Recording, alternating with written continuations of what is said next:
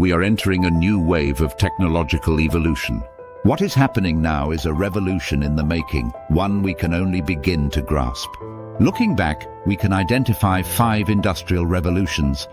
The first, marked by the development of mechanical equipment. The second, when mechanical power was amplified by steam. The third, when steam was replaced by thermal engines. The fourth, driven by electrification. The fifth, marked by the explosion of microelectronics and computing.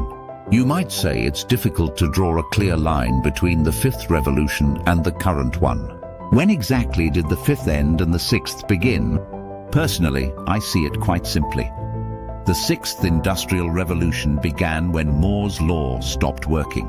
For those unfamiliar, in 1965, Gordon Moore, co-founder of Intel, made a bold prediction. The number of transistors on a chip would double every 2 years.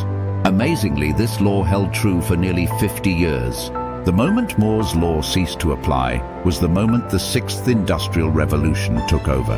In short, this new revolution is defined by the synergy of technologies, where networks are an integral part of technological systems.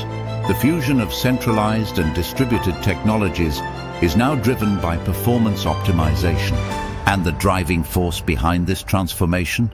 The latest breakthrough, artificial intelligence. Don't forget to subscribe.